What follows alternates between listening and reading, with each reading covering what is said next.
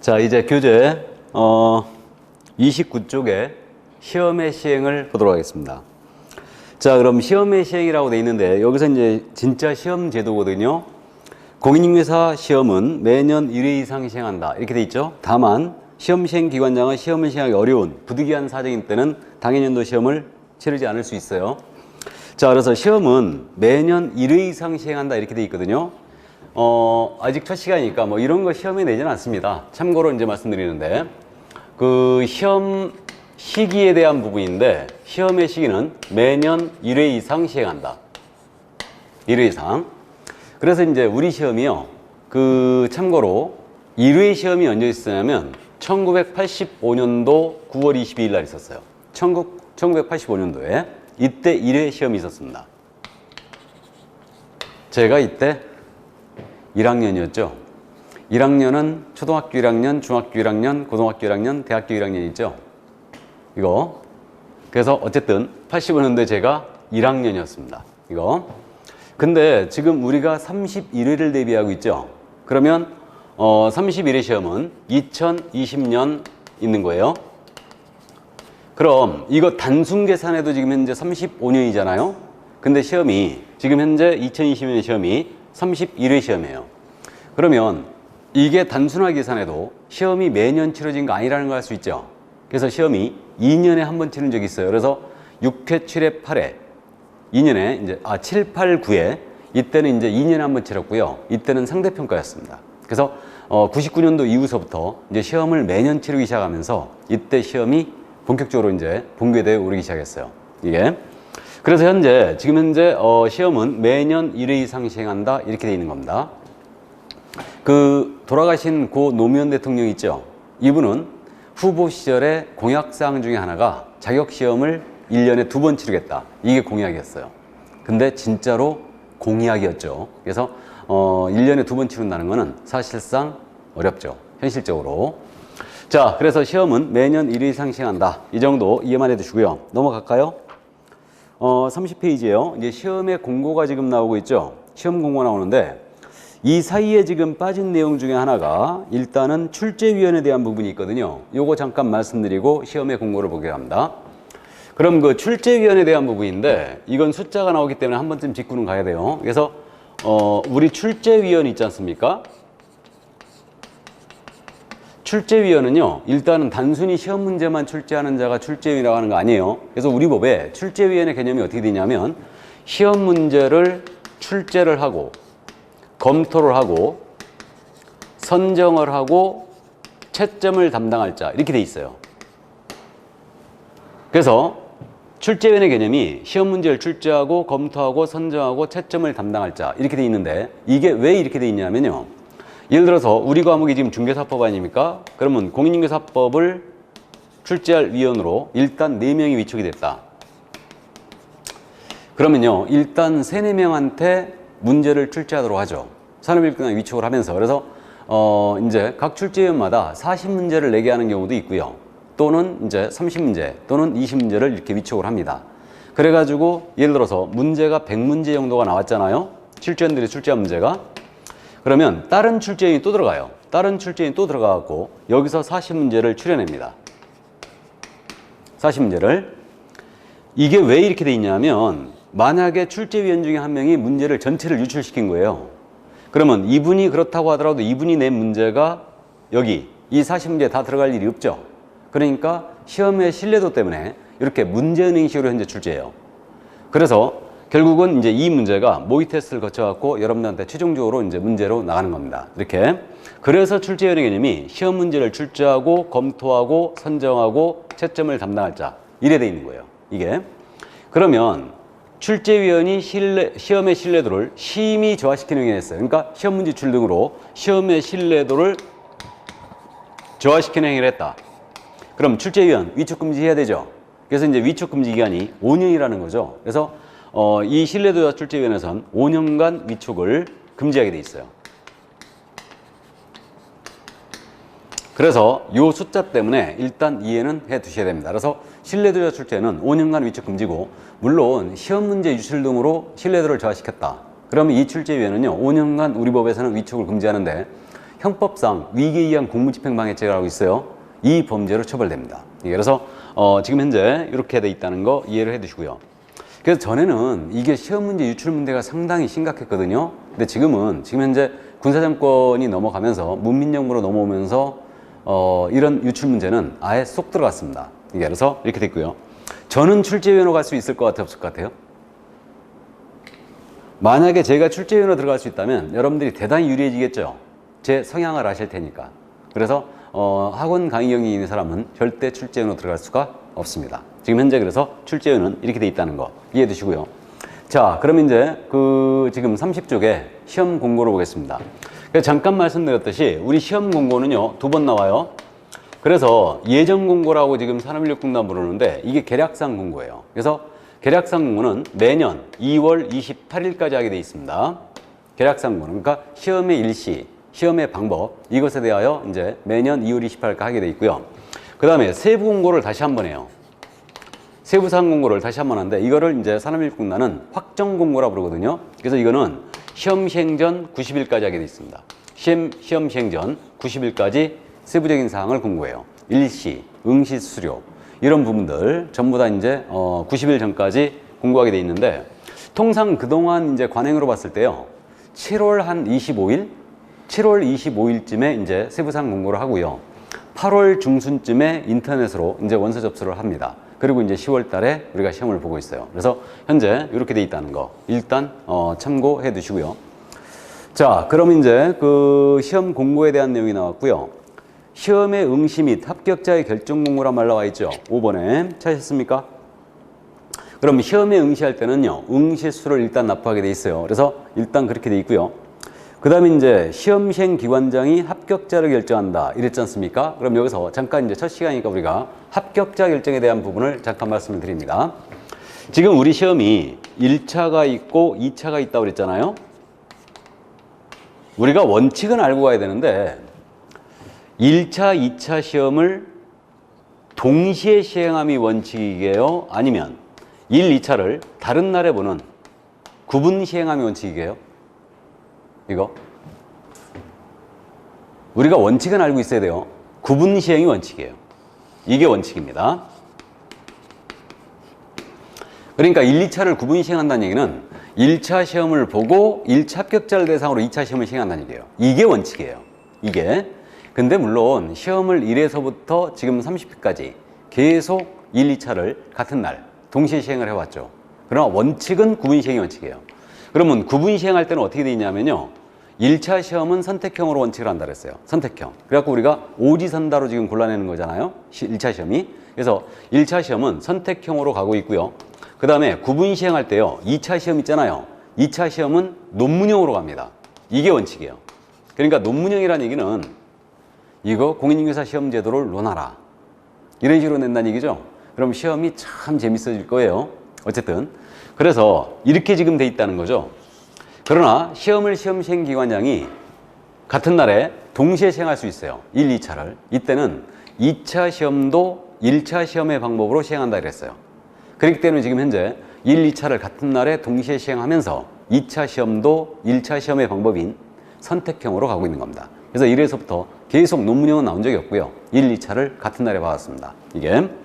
자, 그럼 이제 이렇게 1, 2차를 지금 같은 날에 보고 있는데 그러면 이럴 수 있지 않습니까? 1차 과목에 있어서 우리 과락 따지죠. 과락. 과락은 몇 점 미만? 40점 미만이죠. 그러니까 만약에 5과목 중에 단 한 과목이라도 과락이 있는 게 나왔잖아요. 40점 미만 점수 나온 게 있었다. 그러면 그때는 무조건 탈락입니다. 그러면 1차 시험에 과락 없이 내가 1, 2차를 동시에 시행하는데 평균 50점을 득점했어요. 2차 시험에 있어서 내가 과락 없이 평균 70점을 득점했습니다. 이거 합격이에요, 불합격이에요? 불합격이죠. 그러니까 요거 차수별로는 남는 점수를 서로 빌릴 수가 없습니다. 그러니까 2차에 남는 점수를 1차에 빌릴 수 없다는 얘기죠. 이 경우에 1차는 불합격한 걸로 하고 2차만 합격한 걸로 하면 그리고 다시 1차만 보게 하면 참 좋을 겁니다. 근데 이거 안 되죠. 1차는 무조건 넘어야 돼요. 그러니까 1, 2차를 동시에 시행할 때 1차 시험에 불합격한 자의 2차 시험은 무효 처리합니다. 그렇기 때문에 결국은 불합격이에요. 근데 또 이렇게 안 하더라도 1, 2차를 구분하지 않고요. 과락 없이 평균 60점 이상을 득점하면 모두 합격한 걸로 하면 이때도 합격자가 훨씬 많이 나올 거예요. 이거는. 근데 현재는 무조건 1차를 넘어와야지 2차의 자격이 주어지는 겁니다. 저는 사실 있잖아요. 자격증 있는 것 같아요, 없는 것 같아요? 저는 이제 아주 오래전에 자격을 취득했는데 어쨌든 저는 시험 볼 때 있잖아요. 1, 2차가 저렇게 나눠져 있는 것도 몰랐어요, 실은. 그래갖고 그냥 흔들어가지고 평균 60점 득점하면 합격하는 걸로 일단 그렇게 생각했던 겁니다. 근데 나중에 알고 봤더니 1차, 2차가 저렇게 나눠져 있더라고요. 그러니까 1차에 불합격해버리면 2차는 아무 소용이 없는 거예요. 그래서 서두에 말씀드렸듯이 요즘 1차 시험이 너무너무 어려워져 있어요. 그러니까 부동산학 개론이나 민법 이게 너무너무 시험이 어려워져 있는데 저도 볼 때도 깜짝깜짝 놀래요. 아니 우리 공인중개사들이 아무리 실력이 좀 빵빵해야 되지만 이 정도까지 문제를 낼 필요가 있겠는가. 솔직히 말해서 실무 선생으로서 손님만 잘 모시고 다니면 될 거 아닙니까? 근데 이 정도까지 민법을 꼭 해야 되는가 라는 의문점이 많이 들어요. 근데 한편은 또 이해가 되는 게 요즘 그 인터넷이 워낙 활성화돼 있잖아요. 그러다 보니까 그 우리 손님들이요 전부 다 알고 와요. 인터넷 통해서 전부 다 조회해보고 옵니다. 그러니까 결국은 우리 공인중개사가 실력이 손님보다는 빵빵해야 되죠. 그러니까 그만큼 이제 시험도 어려워져 있고 요즘 그래서 자격증 따신 분들이 이거 쉽게 따는 거 아니라는 거 다 알고 있습니다. 이게 그래서 주변에서도 일반인들도 많이 알고 있죠. 이게 쉽게 합격할 수 있는 게 아니라는 거. 이게. 자, 그래서 어쨌든 일단 1, 2차 이렇게 돼 있다는 거 이제 참고를 해 두시고요. 1차를 넘어와야 자격이 됩니다. 그럼 이제 여기서 합격자 결정 방법에 대해 좀 더 상세히 설명을 드립니다. 그러면 지금 현재 과락 없이 1차 평균 60점, 2차 평균 60점 득점하면 이제 합격을 하는 건데 요렇게 선발하는 방식을 절대평가 방식이라고 그러죠. 이게. 근데요. 상대평가를 한 적이 있었다고 그랬어요. 7, 8, 9회 때. 그래서 이제 상대평가를 한다. 그럼 상대평가라는 것은 뭐냐 하면요. 공고를 하면서 올해는 2만 명만 뽑겠다. 이런 식으로 지금 공고를 하는 거예요. 이게 상대평가예요. 이게. 그러면 상대평가 예를 들어서 선발 예정 인원을 공고했다는 얘기죠. 선발 예정 인원을. 그럼 올해는 예를 들어서 10,000명을 선발을 하겠다라고 이제 공고를 한 거예요. 그럼 이게 상대평가죠. 그럼 이때는 어떻게 하냐면요. 1차 있잖아요. 1차는 과락 없이 한가으로 과락 없어야 돼요. 과락 없이 평균 60점 이상을 득점을 해 주셔야 돼요. 그래야 합격이에요. 그럼 이 얘기네요. 상대평가를 하더라도 1차 과목은 절대평가라는 얘기예요. 그러니까 1차 과목은 소양 과목이기 때문에 언제나 절대평가예요. 어떤 방식으로 하든 평균 60점은 무조건 넘겨야 됩니다. 1차는. 2차 과목에 있어서만 상대평가라는 거죠. 그럼 2차 과목에 있어서 선발 예정인원 공고를 하게 되면은 어떻게 선발하냐면요. 과락이 없어야 돼요. 과락 없이 매 과목 40점 이상 득점한 자 중에서 고득점자 순으로 이렇게 선발 예정 인원에 달할 때까지 합격자를 결정합니다. 이게 바로 상대평가예요. 그러니까 상대평가 한다는 얘기는 2차 과목에 있어서만 상대평가를 한다는 얘기죠. 그러면 만약에 상대평가 할 때는요. 내가 평균 2차 과목에 있어갖고 평균 60점 이상을 득점을 하고도 불합격한 수가 있을 수 있다는 얘기죠. 있다는 얘기입니다. 그래서 7, 8, 9회 때 상대평가를 한 적이 있었어요. 이게. 자, 그 다음에 이제 지금은 이거 안 하고 있는데 16회 때 했던 방식이죠. 16회 때 최소 선발 비율을 공고한 적이 있었어요. 최소 선발 비율. 그래서 이제 그때 당시에 응시자 대비 15%는 합격을 시키겠다. 이렇게 공고한 적이 있었거든요. 그러면 최소 선발 비율 공고를 하게 되면요. 이때는 합격자 결정을 어떻게 하냐면요. 이때는 1차 과목은 여전히 과락 없이 평균 60점 이상 득점해야 돼요. 그래서 1차 과목은 이때도 물론 절대평가입니다. 그 다음에 2차 과목에 있어서는 합격자 결정을 어떻게 하냐면요. 일단은 2차 과목에서 최소 선발 비율 공고가 나왔을 때 과락 없어요. 40점 이상 과학 과목 득점을 했어요. 과락 없고요. 일단은 평균 60점 이상을 득점했잖아요. 그러면 이분은 무조건 합격이겠죠. 최소 선발 비율 공고 나왔을 때 합격입니다. 근데 요 인원이 만약에 최소 선발 비율에 미달됐잖아요. 미달이 되게 되면요. 이때는 과락 없이 고득점자 순으로 최소 선발 비율에 달할 때까지 합격자를 결정을 합니다. 그러니까 결국은 최소 선발 비율 공고를 하게 되면 절대적 상대평가가 되는 거예요. 이게. 그래서 물론 16회 때도 15%는 당연히 넘겼습니다. 이게. 그래서 요런 이제 선발 방식이 있다는 거 참고만 일단 해 두십니다. 앞으로 제가 언급할 기회가 거의 없을 거예요. 그래서 일단은 시험에 물어보는 게 아니기 때문에 이해만 일단 해 두고요. 그럼 여기서 이제 논외로 가서 여러분들이 궁금하시죠? 그럼 내가 공부를 했을 때 통상적으로 우리 수험생들 중에서 몇 프로 정도가 합격할까? 궁금합니다. 그래서 지금 요즘 인터넷이 워낙 활성화되어 있기 때문에 인터넷을 열어보면 이제 뭐 여러 가지 이제 강의들이 많이 나돌아다니는데 인터넷은 아무래도 이제 집중력이 좀 떨어지지 않습니까? 그래서 이제 통상 오프라인 학원, 그러니까 학원에 나와서 공부하신 분들은 합격률이 거의 50%가 넘어요. 거의. 그래서 특히 이제 수도권에 있는 학원들은 거의 50%가 다 넘기는데 그 인터넷으로 하시는 분들이 이제 집중력이 많이 떨어지기 때문에 아무래도 이제 집중해서 공부를 못하기 때문에 이제 합격률이 많이 낮아지고 있어요. 그래서 이제 통상적으로 지금 산업인력공단 발표를 보게 되면요, 그 합격률을 발표할 때 2차 시험장에 들어간 인원 대비 응시 원서 낸 사람 말고요, 2차 시험장에 실제 들어가서 시험을 본 인원 대비 합격률이 약 20%에서 30% 사이 정도를 왔다리 갔다리 합니다. 이 정도 합격시켜요. 그러니까 결국 2차 시험장에 들어간 인원 중에서 20%에서 30%인데 통상 22%에서 25% 사이를 왔다 갔다 합니다. 근데 특이했던 게 29회 때는 최종 합격률이 응시자 대비 시험장에 들어가는 인원 대비 19%밖에 합격 못했어요. 그래가지고 그때는 이제 우수습을 합격했는데, 그러니까 작년 시험이었죠. 올해로 따지면 작년 시험에 이제 우수습을 합격했어요. 그래가지고 결국은 16,000명밖에 합격 못했습니다. 그래서 통상적으로 뭐 28회 때도 그랬고요. 뭐 통상 2만 명을 넘겼었는데, 그래가지고 이제 29회 때는 특히 2차 과목이 있었고 공법하고 공시세법이 어려웠기 때문에 많이 불합격했습니다. 그래갖고 이제 19%밖에 안 나왔던 거예요. 근데 통상적으로 22%에서 25% 정도는 합격시키고 28회 때는 물론 30% 정도 합격시켰고요. 그 다음에 27회 때도 마찬가지로 30% 정도를 합격했어요. 그래서 이 정도 선에서 지금 통상 맞추고 있습니다. 이게. 근데 이제 또 궁금하신 게 그거지 않습니까? 그러면 동차 합격생, 1, 2차를 동시에 한 합격생하고 2차만 하신 분들 있을 거 아니에요. 2차만 하신 분들의 합격률이 어떻게 되느냐? 이것도 궁금하시죠? 통계에 따르면요, 산업인력공단 발표에 따르면 통상적으로 1, 2차 동차생이라고 그러죠. 이 동차생하고 2차만 하신 분, 이분들의 합격률이 통상적으로 지금 현재 45%, 그러니까 동차생이 45% 정도, 최종 합격 인원 중에서, 그 다음에 2차만 하신 분들이 약 55% 정도. 그러니까 결국은 6대4 정도, 이 정도 선에서 지금 현재 합격이 되고 있어요. 그러니까 1, 2차 동차생들이 약 한 40% 내지 45%.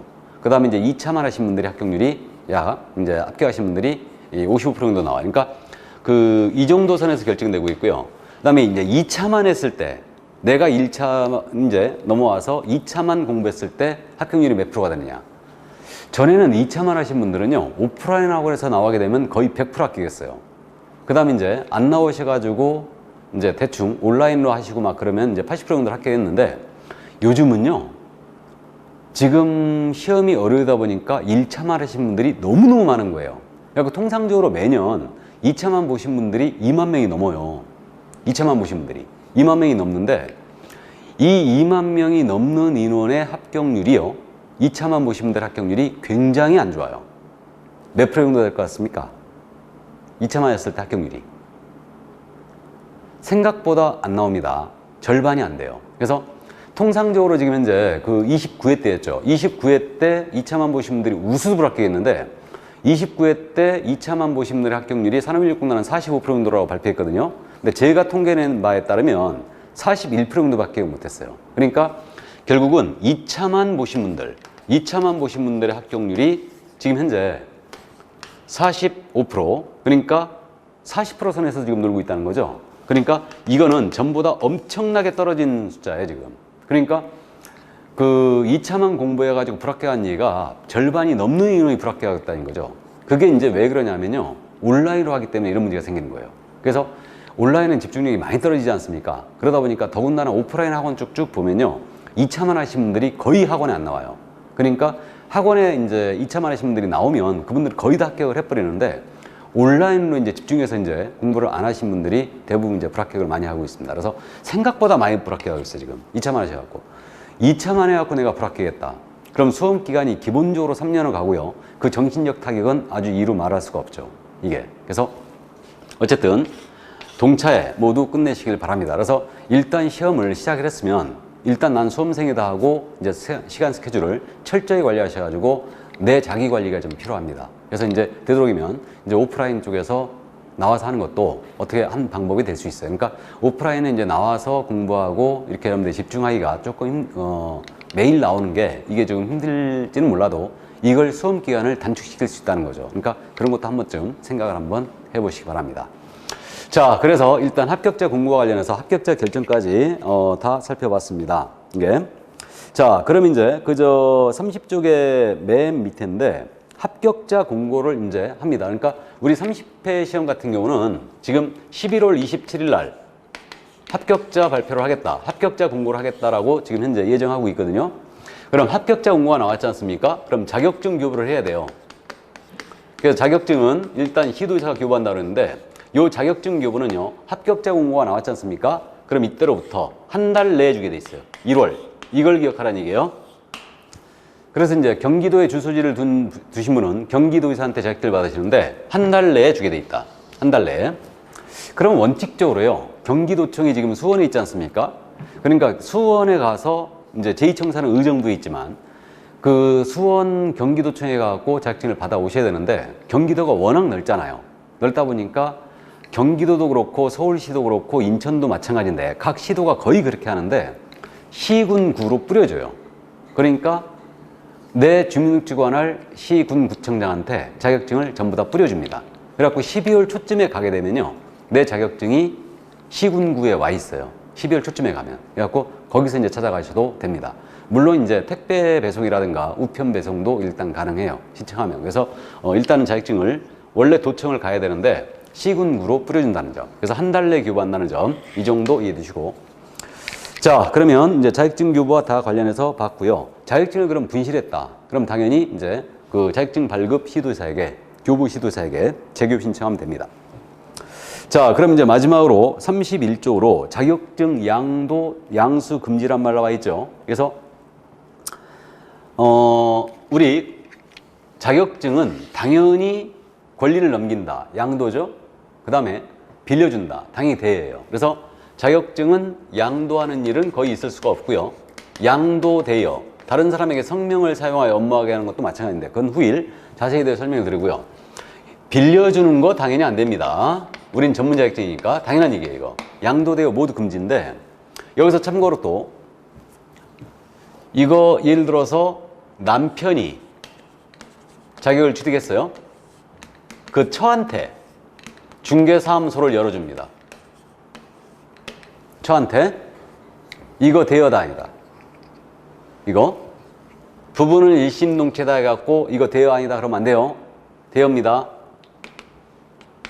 당연히 안 되죠. 자격을 가지신 분이 직접 사용하고 직접 중개 업무에 이제 종사를 해줘야 됩니다. 이거.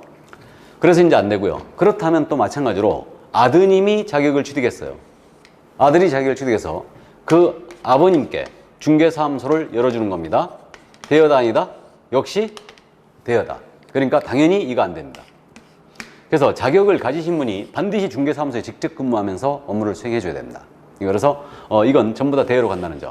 그럼 자격증 양도 대여 금지 규정에 저촉됐다나요? 여기에 걸리면 자격 취소해야 되겠죠? 자격 취소하고요. 그 다음에 이거 고발 들어갑니다.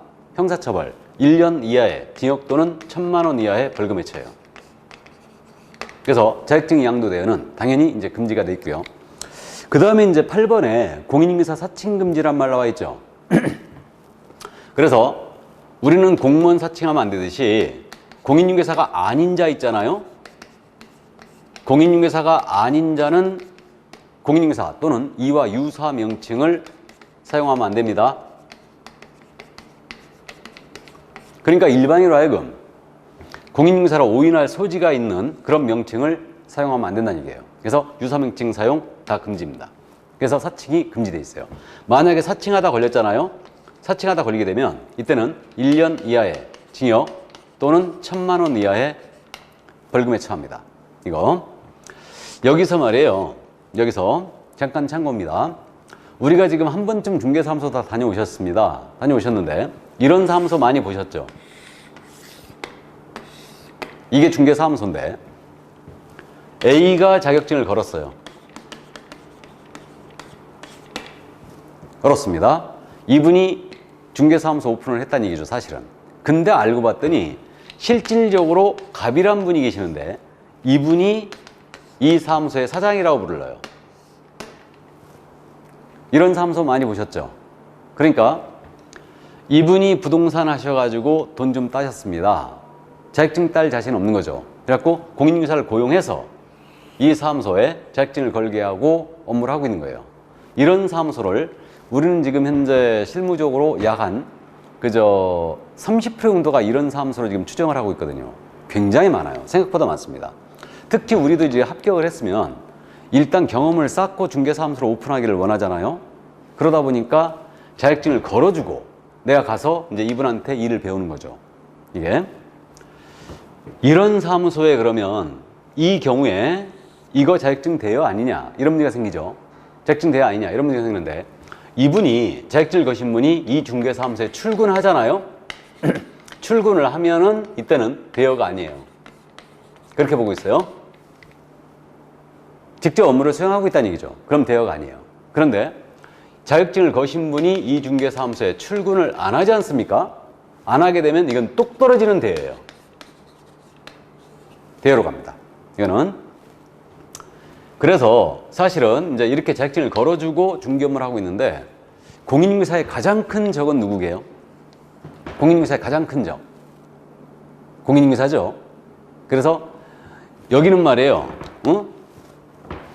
나는 손님 없어서 내가 자격증 애써서 따가지고 사무소를 열었는데 손님 없어서 탱탱 놀고 있는데 여기는 자격증 빌려서 하는데 엄청 잘 되더라 이거예요. 그래갖고 옆에 사무소에 찔러버리는 거죠. 이게. 그래서 공인중개사의 가장 큰 적은 공인중개사예요. 물론 이 경우에도 이분이 출근 안 하면 대여로 가기 때문에 손님하고 분쟁 생겼다. 그럼 이거 다 밝혀지거든요. 그러니까 그러면 이때는 대여로 걸리면 자격 취소합니다. 그리고 고발 들어가요. 그렇기 때문에 이제 이렇게 되고. 그래서 이제 출근을 해야지만 대여가 아니라는 거 일단 이해만 해 두시고요. 그 다음에 이 사장님 있죠. 이분은 명함을 파악고 다니면서 예를 들어서 이게 호박 공인중개사 사무소였다. 그러면 호박 공인중개사 사무소 이렇게 해가지고 이 갑이 이분이 자격증이 없는데 대표 해가지고 갑 이렇게 명함을 파악고 다녔잖아요. 그러면 생각을 해보세요. 여러분들이 이 명함을 받았거든요. 이 명함을 받으면 이 갑을 공인중개사로 오인할 소지가 있어요, 없어요? 있죠? 있습니다. 그러면 일반인으로 하여금 공인중개사로 오인할 소지가 있게 만들면 이건 사칭이라고 했어요. 그러니까 결국은 이 사장님 갑은 절대 이 명함에 대표란 명칭을 쓰면 안 됩니다. 사장 이런 표현도 안 돼요. 그래서 공인중개사로 오인할 소지가 있기 때문에. 그래서 중개사무소, 그러니까 이건 이제 나중에 우리가 기본서가 나왔을 때 판례를 소개할 건데 무자격자가 중개사무소에 무자격자가 중개사무소의 대표자임을 나타내는 명함을 썼잖아요. 그러면 이건 분명한 사칭이다 라고 이제 우리 판례가 내렸습니다. 그래서 이 점 일단 참고를 해두세요. 그러니까 만약에 이런 분이 계신다면 명함 파악고 다닐 때요, 이 대표란 말을 빼버려야 돼요. 빼버리고 이름만 이제 써갖고 다니고요. 지인들한테는 대표란 명함을 줘야 되겠죠. 그렇기 때문에 이제 지인들한테만 주시고 그건 자동차에 비치하시고 중개사무소에 넣는 명함에는 절대 자격증이 없는 분은 대표란 명함을 절대 쓰면 안 됩니다. 참고해 두세요. 예. 자, 그래서 여기까지 이게 바로 이제 공인중개사 제도에 대한 부분이었습니다.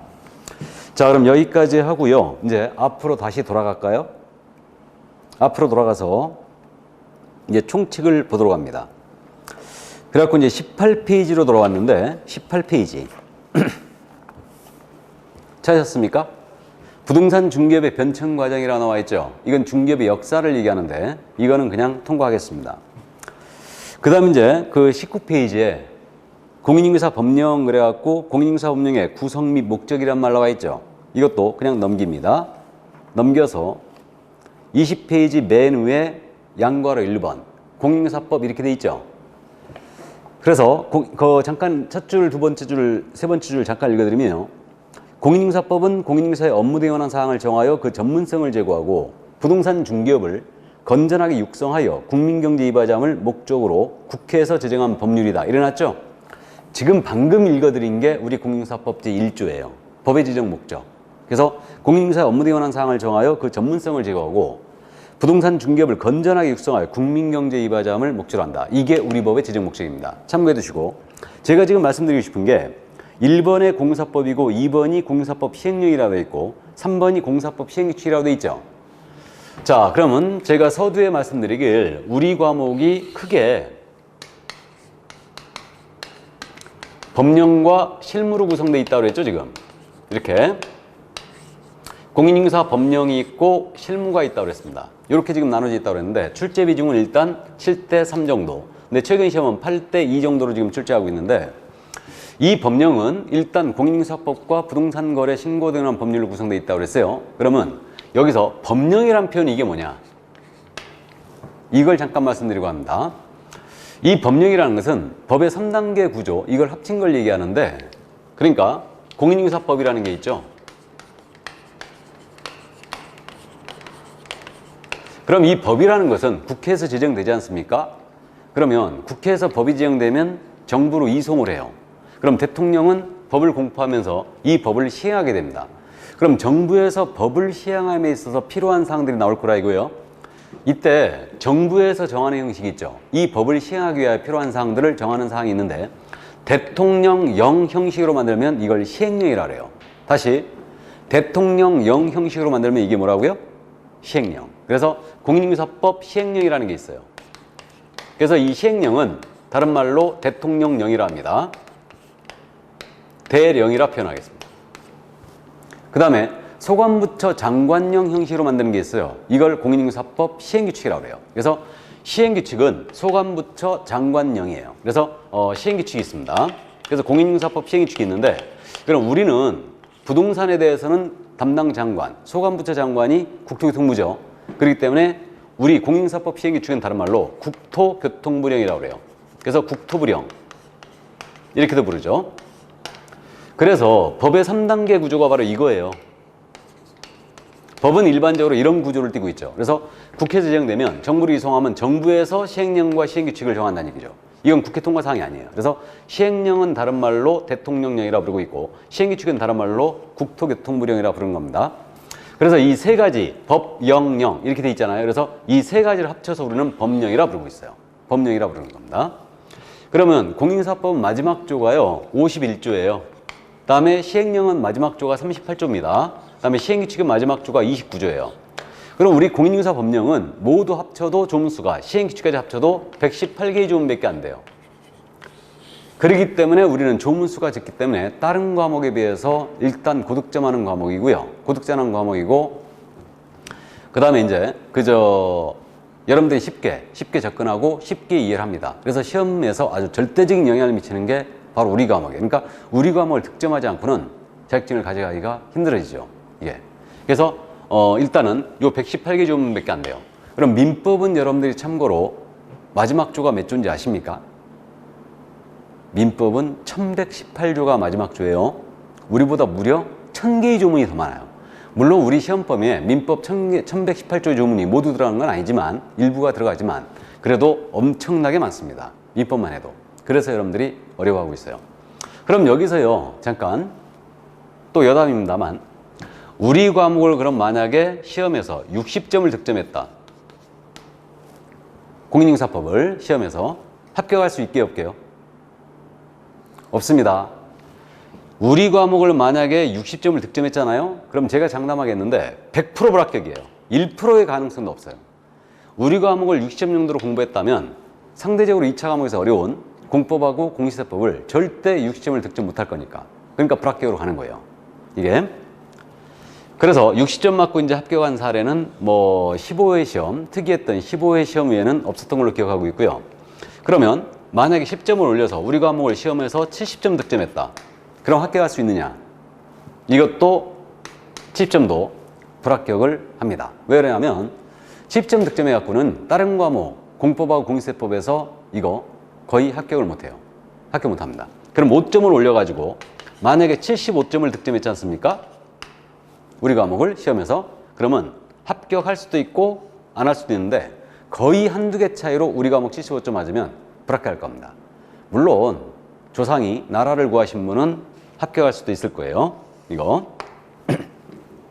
그러면 몇 점 이상 득점해야 된다는 얘기니까 시험에서 우리 과목은 적어도 80점 이상은 득점을 해 주셔야 돼요. 그래야지만 여러분들이 넉넉하게 이제 2차 과목을 통과할 수 있다는 얘기죠. 80점 이상 득점해야 된다. 그러면 결론적으로 우리 공인중개사법은요, 이렇게 조문수도 작고 여러분들이 쉽게 이해를 하기 때문에 80점 이상은 시험장에서 득점을 해 주셔야 된다는 얘기고요. 그러면 여러분들이 80점 이상 득점을 하기 위해서는 저는 수업을 몇 점 정도로 해드려야 돼요? 적어도 90점 이상으로는 해드려야 되죠. 그리고 가끔 가다가 그런 말씀 하시는 분이 있어요. 아니 다른 과목, 공법이나 부동산학 개론 같은 경우는 이거 하지 맙시다 하면서 그냥 X치고 막 넘어가는 것들이 있는데 왜 중개사법은 미주알, 고주알 다 이렇게 하느냐. 그래갖고 저한테 오셔갖고 이거 따지면요, 엄청 저한테 당하고 가실 거예요. 이건 중개사법 생리를 모르는단 말씀이죠. 그러니까 우리 과목은 시험장에서 지금 현재 80점 이상을 득점해줘야 되기 때문에 결국은 미주알, 고주알 시험에 잘 안 내는 부분까지도 올커버하고 가야 돼요. 그래야지만 여러분들이 득점을 할 수 있다는 얘기죠. 이게. 그러나 지금 당장은 이제 우리 과목을 공부할 필요는 없다겠습니다. 일단 민법이나 개론을 하셔야 되기 때문에 그 시간을 드리기 위해서 우리 과목을 일단 수업만 듣고 덮으라고 그랬죠. 그래서 이제 그렇게 쭉 따라오시다가 나중에 한꺼번에 이제 2차 과목은 어차피 암기 과목이기 때문에 몰아치기 하면 돼요. 이거는. 자, 그래서 일단은 그 우리 법령의 구성, 여기에 대하여 이제 다 봤고요. 그 다음에 그 20쪽에 공인중개사법의 성격이라고 나와 있지 않습니까? 이 공인중개사법의 성격은 이제 후일, 이제 더 하면 되는 거고요. 그 다음에 이제 21쪽에 용어의 정의라고 나와 있죠? 용어의 정의. 찾으셨습니까? 자, 그럼 용어의 정의를 보도록 하겠습니다. 자, 그러면 이제 용어의 정의로 나왔는데 이 용어의 정의는 우리 법 제2조예요.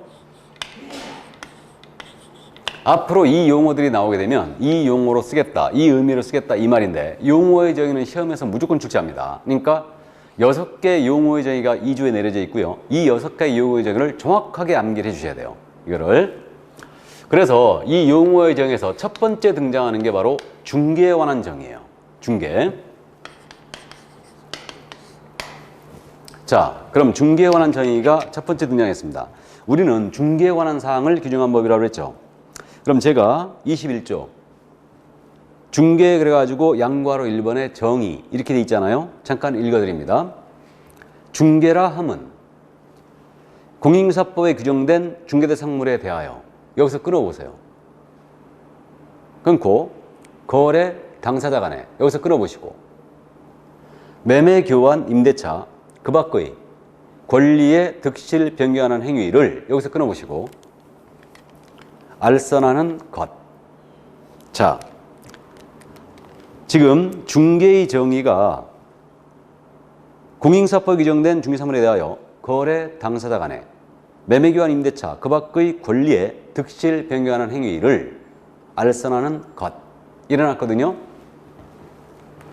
자, 그러면 중개에 관한 정의 우리가 기억을 하기 위해서 지금 나눴습니다. 먼저 뭐라고 그랬냐면 공인중개사법에 규정된 중개사물에 대하여, 즉 우리 법에서 규정한 중개사물이 있죠. 우리 법 제3조에서 정해놨어요. 그래서 이거를 법정 중개대상물이라고 해요. 우리 법에서 정해놨으니까 법정 중개대상물에 대하여. 다음 거래 당사자예요. 거래 당사자 간에 매매 교환 임대차 매매 교환 임대차 그 밖의 권리의 득실 변경에 관한 행위를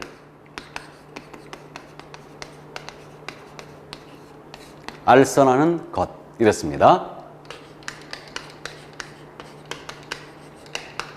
자, 그래서 네 가닥으로 지금 나눴는데 이거를 이 문장에서 잠깐 생각해 볼까요? 법정 중개대상물이 있거든요. 우리 법 3조에서 정해진 중개사물인데 5가지가 정해져 있어요. 그래서 토지가 있고요. 건축물이 있습니다. 그리고 임목이라는 게 있어요. 공장재단이라는 것도 있습니다. 그리고 광업재단이 있죠. 이게 소위 법정 중개사물 5가지가 이거예요.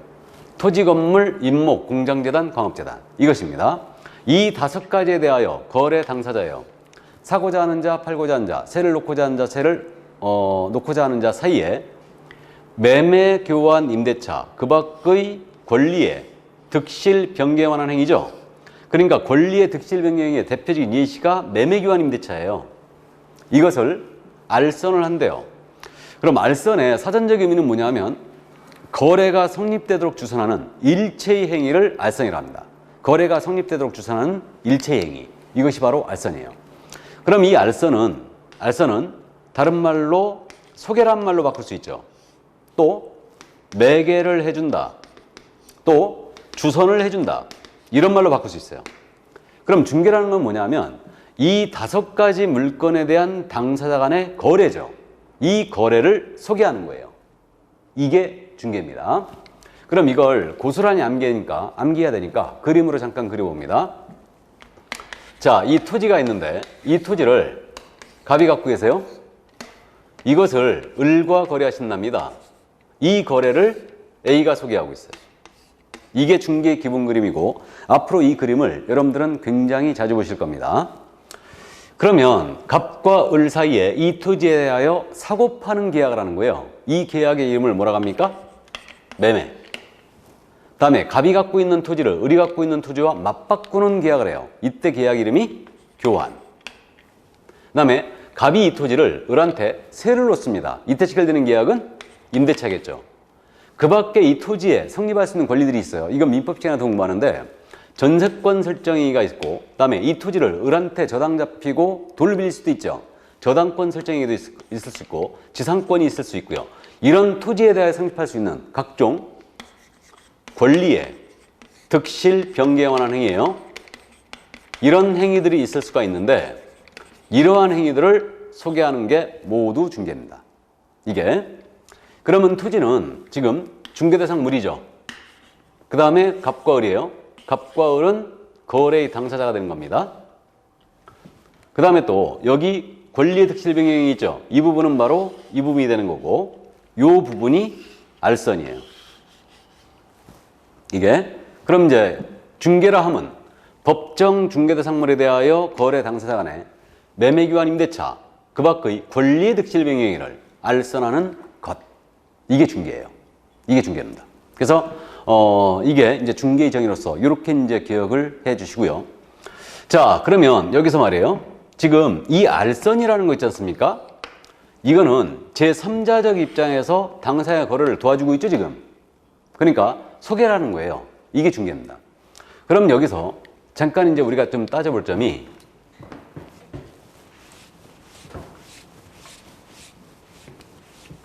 우리가 중개에 관한 사항을 규정한 법이라고 그랬잖아요. 그러면 중개를 한마디로 표현하면 어떻게 될 거냐? 한마디로 표현하면 중개를 이거는 중개를 한마디로 표현하면 소개 또는 알선 이렇게 표현할 수도 있거든요. 근데 이제 우리가 시험에 대비하고 법을 공부하는 거잖아요, 지금. 그러니까 세탁기를 소개해도 중개예요? 아니죠.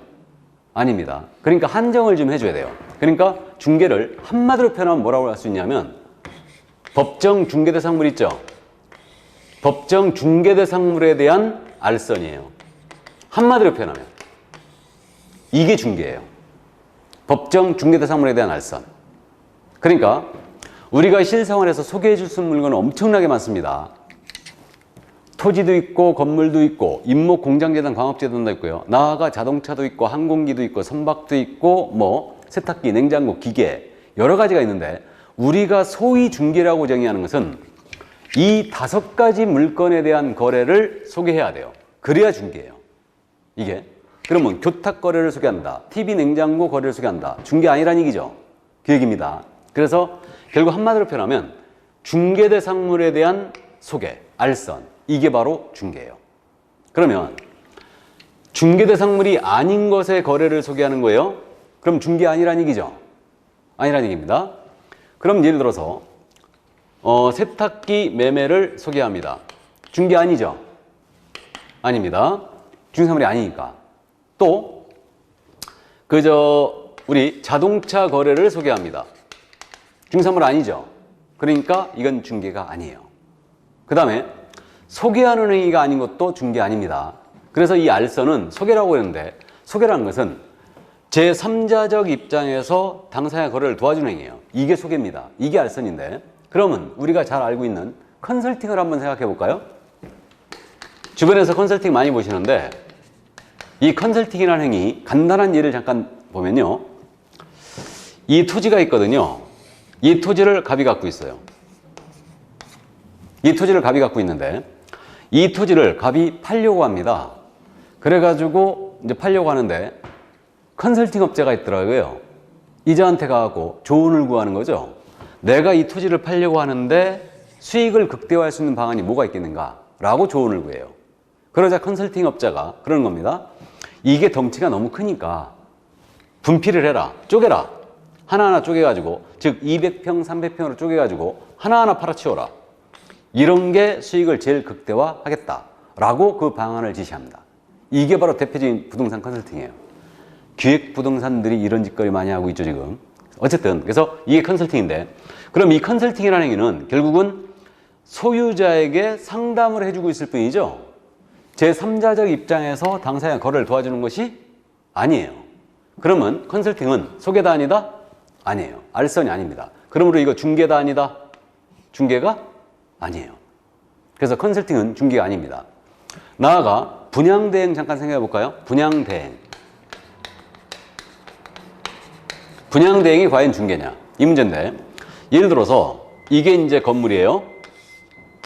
이렇게 건물인데, 이 건물을 갑이 신축을 했어요. 을이 신축을 했습니다. 그럼 이 신축자인 을은 직접 건축주로서 이 건물을 분양을 할 수도 있어요. 분양을 할 수 있는데, 이 분양에 대해서 전문적으로 하고 다니는 애가 있더라고요. 분양을 다른 사람을 대신하여 해주는 거죠. 그래서 전문적으로 분양대행업자인 B가 있더라고요. 그래가지고 이 분양대행업자인 B한테 가갖고, 야, 내 대신 이거 분양 좀 해달라 그래요. 분양대행을 전문적으로 하고 다니는 이 단체가 있거든요. 같이 이제 이렇게 몰려다니는데 이걸 조직이라고 그래요. 조직이라고 그러고, 미분양 아파트나 미분양 상가 같은 거 나왔잖아요. 조직 투입하잖아요. 그러면 한 달 내에 다 정리해버립니다, 그냥. 이게. 그래서 어쨌든 분양대행만 전문적으로 하고 다니는 B한테 가갖고 이걸 분양을 맡기는 거예요. 그러면 이자가 을의 입장에서, 소유자 입장에서 하나하나 다 팔아치워버립니다. 이게 분양대행이에요. 그래서 타인이 건축한 상가나 주택에 대하여 대신 분양을 해주는 거죠. 그럼 분양대행은 역시 소유자 입장에서 물건을 팔아치우는 행위이기 때문에 3자적 입장에서 당사자의 거래를 도와주는 행위가 아니에요. 그럼 이거 알선이다 아니다? 알선? 아니에요. 알선 아닙니다. 그러면 결국 분양대행도 소개하는 행위가 아니죠. 그러므로 이거 중개다 아니다? 중개가 아니에요. 우리가 지금 기초입문과정이라 해서 처음 지금 들어가고 있지만 굉장히 중요한 얘기였어요. 우리는 중개에 관한 사항을 규정한 법이죠. 그렇기 때문에 중개라는 것은 물알선이에요. 중개대상물에 대한 알선이 한마디로 얘기하면 중개고, 따라서 컨설팅이나 분양대행은 절대 중개가 아니에요. 그렇다면 컨설팅 분양대행은 소개하는 행위가 아니니까 중개가 아니므로 이걸 우리가 규제한다 안 한다? 안 한다. 공사법 규제하지 않아요. 개별법이 규제하죠. 컨설팅은 규제하는 법 자체가 없어요. 그다음에 분양대행은 이거 이제 규제하는 법을 일단 만들겠다라고 하고 있는데, 어쨌든 이 부분은 우리가 관여하지 않습니다. 그래서 우리는 중개에 관한 사항을 주로 규제하고 있고, 그래서 컨설팅 분양대행은 중개가 아니므로 우리 공인사법의 규율 영역에서 벗어나 있어요. 그럼 마찬가지로 자동차 거래 소개 있죠? 이거 중개 아니라고 그랬죠? 그럼 역시 마찬가지로 자동차 거래 소개도 우리 법이 규율하지 않습니다. 이건 자동차 관리법이 규제해요. 별도로. 그래서 이 정도 이해를 해 두시고요. 이게 그래서 용어의 정의 중 첫 번째 이제 중개에 관한 정의였고, 중개는 중개대상물에 대한 알선이다. 그냥 알선 그러면 안 돼요. 그러니까 우리가 실생활에 소개할 수 있는 물건 중에 이 5가지를 소개하는 걸 우리가 중개라고 하고 있는 거지, 뭐 자동차 거래 소개나 또는 알선이 아닌 컨설팅이나 분양대행을 중개라는 것은 아닙니다. 이해하셨죠? 자, 그러면 첫 번째 용어의 정의로서 일단은 중개의 정의를 다 봤어요. 다 봤고, 이제 중개업에 대한 정의로 넘어가야 되는데, 요건 좀 쉬었다 할까요? 예. 좋다 하도록 하겠습니다.